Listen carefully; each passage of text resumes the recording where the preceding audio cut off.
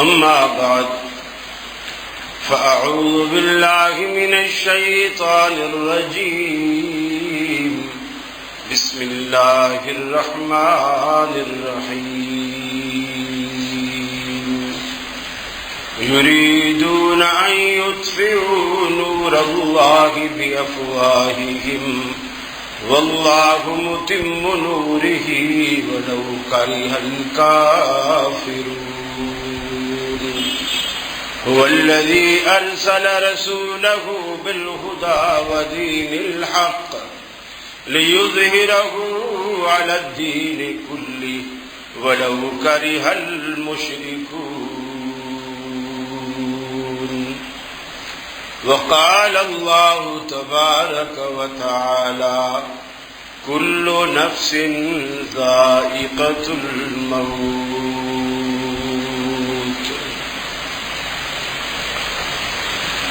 یہ مقصد ہے کہ دنیا سے جہالت دور ہو جائے، کلام اللہ سے مومن کا دل پر نور ہو جائے. یا الہی جب تک کہ میرے جسم میں جان رہے، تجھ پہ صدقے تیرے محبوب پہ قربان رہے.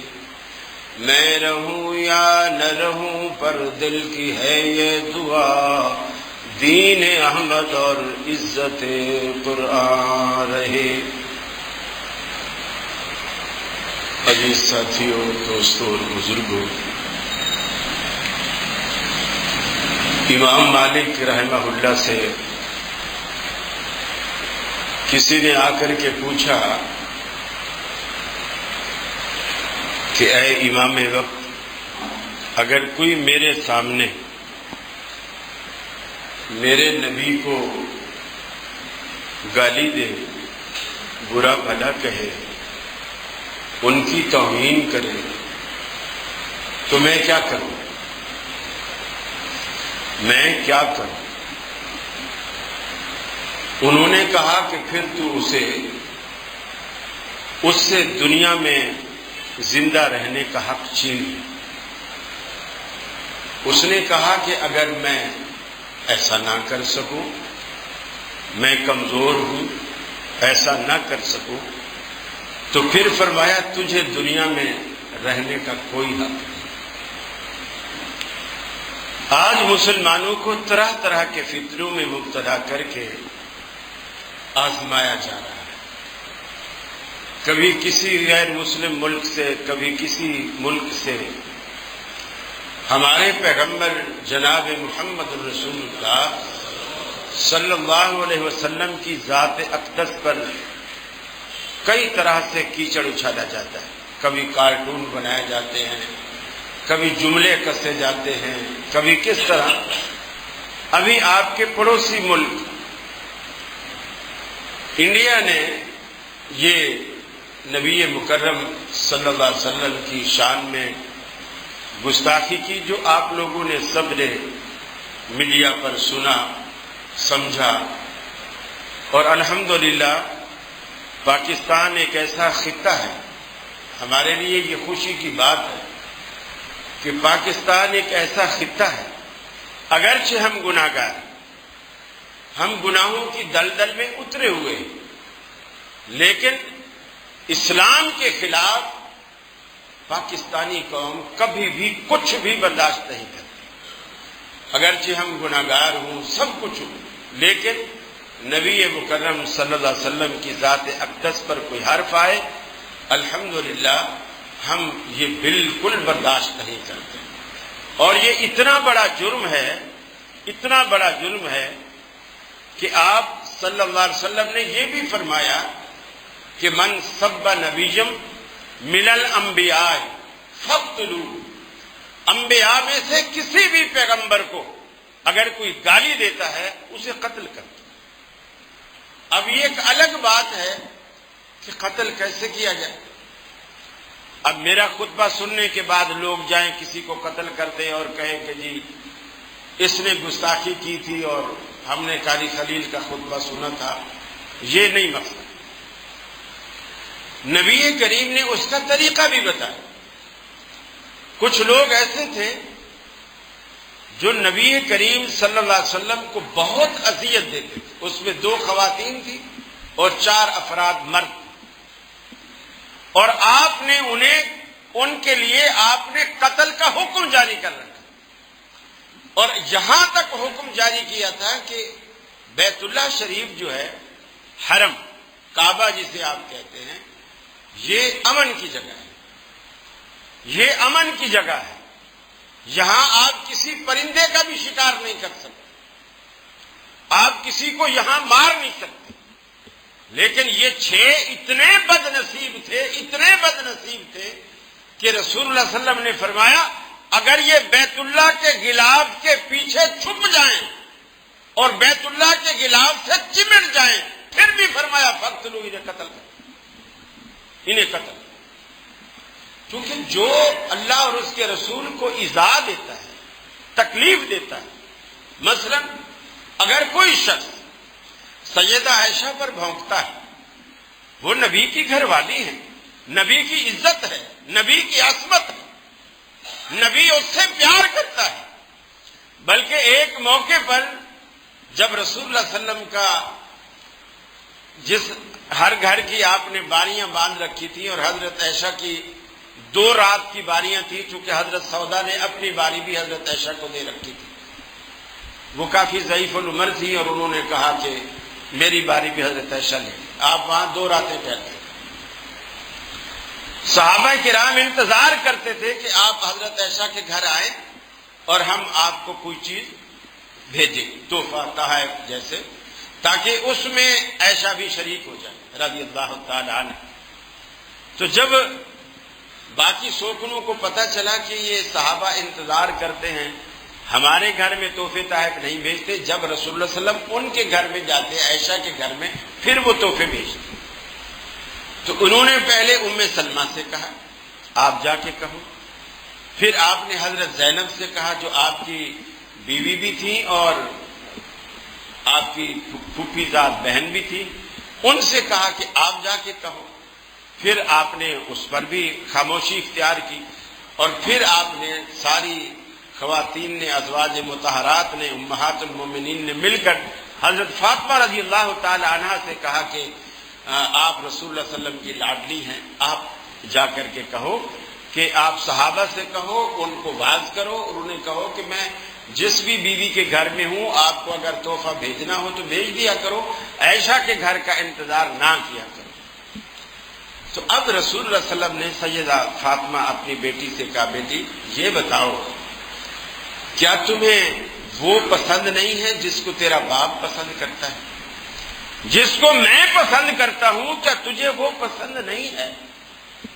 حضرت فاطمہ خاموش ہو گئی، پھر فرمایا بیٹی اللہ کی قسم مجھے کسی بیوی کے بستر پر وحی نہیں آتی، جبریل نہیں آیا سوائے عائشہ کے بستر کے، میں عائشہ کے بستر پر ہوتا ہوں، اللہ کی وحی آتی ہے، قرآن اترتا ہے، کسی بیوی کے بستر پر مجھے قرآن نہیں اترتا۔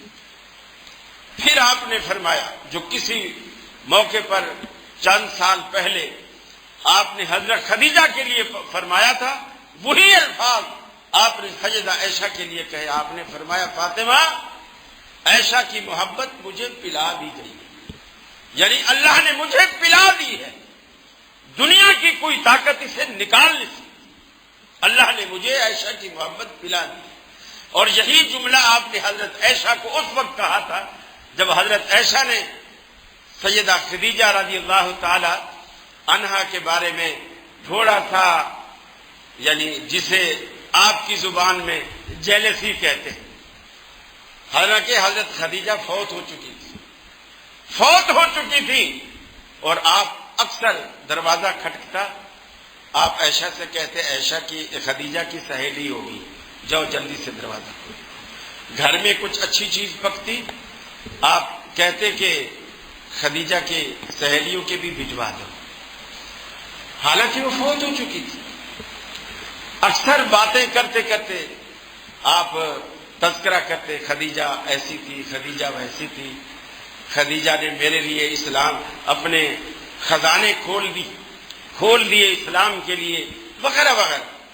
تو حضرت عائشہ کہتی ہے ایک دن میں نے کہا اللہ کے رسول آپ اس مری ہوئی بیوی کو اتنا یاد کرتے ہو, اللہ نے آپ کو اس کے بعد خوبصورت بیوی دی ہے اور کنواری دی ہے, وہ تو تھی بھی بیوہ. تو اس وقت رسول اللہ صلی اللہ علیہ وسلم نے حضرت عائشہ کو یہ جملہ کہا تھا, اے عائشہ مجھے خدیجہ کے بارے میں تکلیف نہ دو, اس لیے کہ اللہ نے مجھے اس کی محبت پلا دی ہے. تو یہ جو نبی کے گھرانے پہ کیچڑ اچھالنا, یہ نبی کی ذات کو تکلیف دینا ہو. ان الذین یؤذون اللہ ورسولہ, وہ لوگ جو اللہ اور اس کے رسول کو اذیت دیتے ہیں, تکلیف دیتے ہیں, لعنہم اللہ فی الدنیا والآخرہ. حالانکہ اللہ کی ذات کتنی حوصلہ مند ذات, اللہ کے حلم کا, اللہ کے بردباری کا, اللہ کے تحمل کا ہم دنیا میں کوئی اندازہ لگا سکتے ہیں؟ ہم سارا دن جھوٹ بولتے ہیں, سارا دن گناہ کرتے ہیں, سارا دن نافرمانیاں کرتے ہیں, پھر بھی وہ شام کو دسترخوان پہ ہمیں نعمتیں کھلاتا ہے. یہ کیا ہے؟ اس کا مطلب یہ نہیں کہ ہمارے سارا دن کے کرتوتوں کا اس کو پتہ نہیں, سب پتہ ہے. یہ اس کا حوصلہ ہے کہ ہمیں فوری نہیں پکڑتا, یہ اس کا حوصلہ. اس کے باوجود اللہ کے رسول کے بارے میں جب لوگوں نے اس طرح کے جملے کسے تو اللہ رب العالمین جیسی حوصلہ مند ذات بھی جلالی ہو گئی اور قرآن میں وہ سنگین جملے کہے, لعنہم اللہ فی الدنیا والآخرہ. ان پر دنیا میں بھی لعنت ہے, آخرت میں بھی لعنت. تو جو لوگ صحابہ پر بھونکے, نبی کے گھرانے پر بھونکے, نبی کی عزت و عصمت پر بھونکے, ان پر دنیا میں بھی لعنت ہے, آخرت میں بھی لعنت ہے. یہ مسلمانوں کا فرض بنتا ہے. دیکھیے نبی کی توہین اور نبی کی عزت و عصمت اور حرمت کا پاس, یہ اس کو سمجھنا چاہیے کہ ہم اگر کہتے ہیں کہ ہم نبی کی حرمت پہ قربان ہیں, اس کا کیا معنی ہے؟ ہم نبی کی عزت اور ناموس پر کٹ بھرنے کو تیار ہیں. یعنی یہ عجیب فلسفہ ہے مسلمانوں کا کہ نبی کی عزت اور عصمت پر تو ہم کٹ مرنے کو تیار ہیں, لیکن نبی کی سنت آ جائے پھر کسی کو اس کی پرواہ نہیں. پھر کوئی چشتی ہے, کوئی فریدی ہے, کوئی قادری ہے, کوئی سہروردی ہے, کوئی جو جتنے سلسلے ہیں فقہا کے, مالکی ہے, شافعی ہے, حنبلی ہے, حنفی ہے. نبی کی محبت کا مطلب یہ ہے کہ جب نبی کی سنت سامنے آئے, یہ ہے عزت. آپ نے فرمایا کہ جو بندہ من احب سنتی فقد احبنی, میری ذات سے پیار صرف اسی کو ہو سکتا ہے جو مجھ سے پیار کرتا ہے, جو میری سنت سے پیار کرتا ہے. میری ذات سے پیار صرف اسی کو ہو سکتا ہے جو میری سنت سے پیار کرتا ہے. من احب سنتی فقد احبنی ومن احبنی کان معی فی الجنہ. اور جس نے میری سنت سے پیار کیا, آپ نے دونوں انگلیاں ملا کر فرمایا وہ جنت میں میرے ساتھ ایسے ہوگا جیسے یہ دو انگلیاں ساتھ ساتھ ہیں. بتائیے نبی یا ساتھ جنت میں کس کس کو چاہیے؟ ہم سب کو چاہیے, لیکن اس کا نسخہ بڑا آسان ہے, بڑا آسان. اللہ کے حبیب نے فرمایا میری سنت پہ عمل کر لو, جنت میں تم میرے ساتھ رہو. یہ عزت ہے, یہ تقدس ہے, یہ احترام ہے. یہ نہیں کہ سڑک پہ صرف نعرہ لگا دیا, مودی کی تصویر لگا کے اوپر جوتے کی تصویر لگا دی, پھر ہم نے نبی کی شان بیان کر دی. نبی کی شان اللہ کو تو سب پتا ہے نا, اللہ کو تو سب پتا ہے ہم کس کھیت کی مولی ہیں, اللہ کو سب علم ہے. اللہ تو اتنی عزت کرتا ہے اپنے نبی کی, اتنی عزت کرتا ہے. فرمایا یا ایھا الذین آمنوا لا ترفعوا اصواتکم فوق صوت النبی. اے ایمان والو، میرے حبیب کی آواز سے اپنی آواز کو اونچا مت رکھا کرو، پست کیا کرو۔ لا ترفعوا اصواتکم فوق صوت النبی، میرے پیغمبر کی آواز سے اپنی آواز کو نیچا رکھا کرو، اونچا نہ کیا کرو۔ لا تجہروا لہ بالقول، ان سے ایسے باتیں نہ کیا کرو اونچی اور بلند آواز میں، کجہر بعضکم لبعض، جیسے تم آپس میں ایک دوسرے سے باتیں کرتے ہو، میرے پیغمبر سے ایسے باتیں مت کیا کرو۔ ان تحبط اعمالکم وانتم لا تشعرون، کہیں ایسا نہ ہو تمہارے سارے عمل برباد ہو جائیں اور تمہیں اس کا پتہ بھی نہ چلے۔ پھر قرآن مجید نے فرمایا ان الذین ینادونک من وراء الحجرات اکثرهم لا یعقلون، جو آپ کو کمرے کے باہر سے آوازیں دیتے ہیں مدینے میں، آپ بھی مدینے میں، آپ کا حجرہ بھی مدینے میں، آپ کے حجرے کے باہر کھڑے ہو کر آپ کا انتظار نہیں کرتے بلکہ وہیں سے آوازیں لگانا شروع کر دیتے ہیں۔ اللہ رب العالمین نے فرمایا اکثرهم لا یعقلون، یہ اکثریت کم عقلوں کی ہے، ان کو عقل نہیں ہے، یہ بے وقوف ہیں، پاگل ہیں، جو نبی کو حجرے سے باہر پکارتے ہیں۔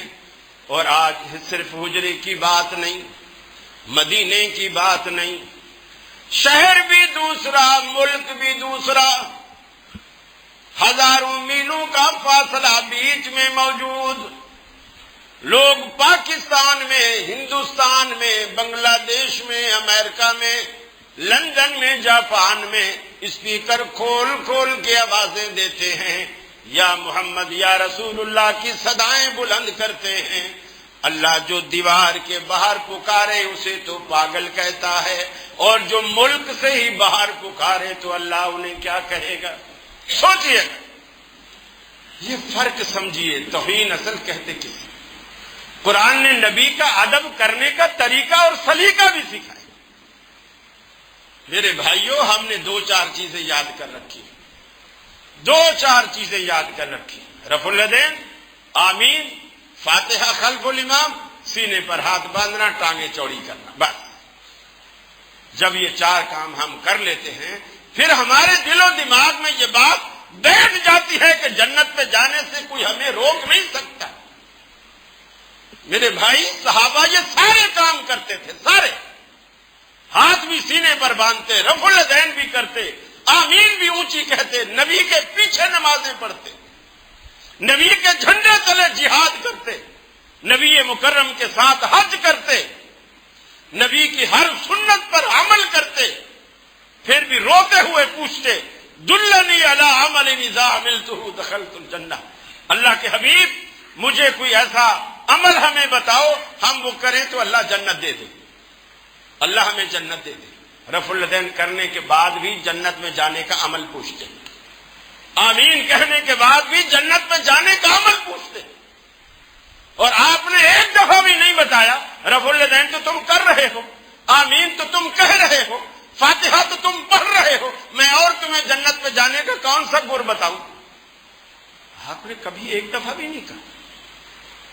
حضرت معاذ نے پوچھا، یہ وہ معمولی آدمی نہیں ہے، حضرت معاذ نے پوچھا، یہ وہ شخص ہے جس کے بارے میں اللہ کے حبیب رضی اللہ تعالی، اللہ کے حبیب صلی اللہ علیہ وسلم نے فرمایا کہ قیامت والے دن علماء کا ایک وفد اللہ تعالیٰ سے ملاقات کرے گا، اللہ تعالیٰ سے ملاقات کرے گا، اور اس وفد کی قیادت معاذ ابن جبل کریں گے رضی اللہ تعالیٰ۔ یہ وہ شخص، یہ دنیا میں پہلا شخص ہے جس کے بارے میں اللہ کے رسول صلی اللہ علیہ وسلم نے فرمایا واللہ انی لاحبک یا معاذ، اے معاذ اللہ کی قسم میں تم سے بہت پیار کرتا ہوں۔ ہم تو کہتے ہیں نا کہ ہم اللہ کے رسول سے محبت کرتے ہیں، ٹھیک ہے، وہ بھی خوش نصیب ہے جس کے دل میں اللہ کے نبی کی محبت ہے، اور وہ کتنا خوش نصیب ہوگا جس کی محبت نبی کے دل میں ہے۔